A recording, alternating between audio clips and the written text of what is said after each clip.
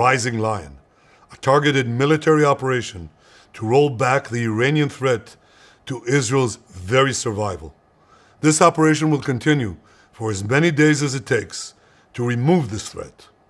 For decades, the tyrants of Tehran have brazenly, openly called for Israel's destruction. They've backed up their genocidal rhetoric with a program to develop nuclear weapons. In recent years, Iran has produced enough highly enriched uranium for 9 atom bombs. 9. In recent months, Iran has taken steps that it has never taken before, steps to weaponize this enriched uranium. And if not stopped, Iran could produce a nuclear weapon in a very short time. It could be a year, it could be within a few months, less than a year. This is a clear and present danger to Israel's very survival. 80 years ago, the Jewish people were the victims of a Holocaust perpetrated by the Nazi regime. Today, the Jewish state refuses to be a victim of a nuclear Holocaust perpetrated by the Iranian regime. Now, as Prime Minister, I've made it clear time and again, Israel will never allow those who call for our annihilation to develop the means to achieve that goal. Tonight, Israel backs those words with action. We struck at the heart of Iran's nuclear enrichment program. We struck at the heart of Iran's nuclear weaponization program. We targeted Iran's main enrichment facility in Natanz. We targeted Iran's leading nuclear scientists working on the Iranian bomb. We also struck at the heart of Iran's ballistic missile program. Last year, Iran fired 300 ballistic missiles at Israel. Each of these missiles carries a ton of explosives and threatens the lives of hundreds of people. Soon, those missiles could carry a nuclear payload, threatening the lives not of hundreds, but of millions. Iran is gearing up to produce 10,000 of those ballistic missiles within 3 years.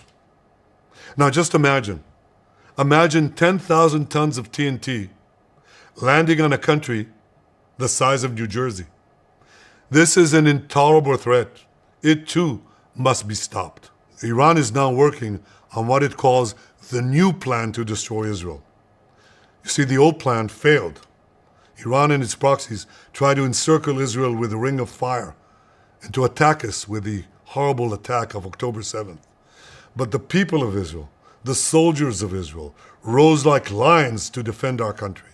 We crushed Hamas, we devastated Hezbollah, we hit Iranian proxies in Syria and Yemen. And when Iran directly attacked us twice last year, we struck back inside Iran itself. Yet in defending ourselves, we also defend others. We defend our Arab neighbors. They too have suffered from Iran's campaign of chaos and carnage. Our actions against Iran's proxy Hezbollah led to the establishment of a new government in Lebanon and the collapse of Assad's murderous regime in Syria. The peoples of those two countries now have a chance for a different future, a better future.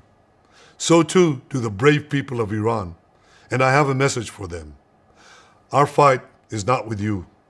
Our fight is with the brutal dictatorship that has oppressed you for 46 years. I believe that the day of your liberation is near. And when that happens, the great friendship between our two ancient peoples will flourish once again. I want to assure the civilized world, we will not let the world's most dangerous regime get the world's most dangerous weapons. And Iran plans to give those weapons, nuclear weapons, to its terrorist proxies. That would make the nightmare of nuclear terrorism all too real. The increasing range of Iran's ballistic missiles would bring that nuclear nightmare to the cities of Europe and eventually to America. Remember, Iran calls Israel the small Satan. It calls America the great Satan. And this is why for decades, it's led millions in the chants of death to Israel and death to America. Today, Israel is responding to those genocidal calls with action and with a call of our own. Long live Israel and long live America. Our action will help make the world a much safer place. I want to thank President Trump for his leadership in confronting Iran's nuclear weapons program. He has made clear time and again that Iran cannot have a nuclear enrichment program. Today, It is clear that Iran is just buying for time. It refuses to agree to this basic requirement of peaceful nations. That is why we have no choice but to act, and act now. The hardest decision any leader has to make is to thwart a danger before it is fully materialized. Nearly a century ago, facing the Nazis, a generation of leaders failed to act in time. They were paralyzed by the horrors of World War I. They were determined to avoid war at all costs, and they got the worst war ever. They adopted a policy of appeasement. They closed their eyes and ears to all the warning signs. That failure to act resulted in World War II, the deadliest war in history. It claimed the lives of 60 million, including 6 million Jews, a third of my people. After that war, the Jewish people and the Jewish state vowed, never again.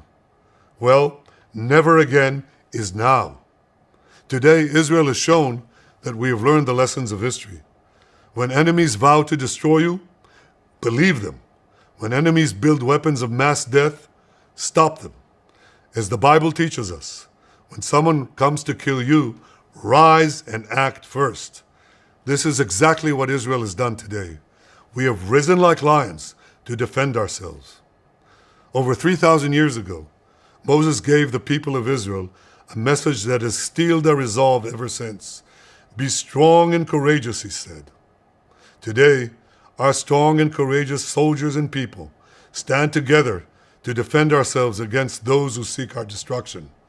And by defending ourselves, we defend many others, and we roll back a murderous tyranny. Generations from now, history will record that our generation stood its ground, acted in time, and secured our common future. May God bless Israel.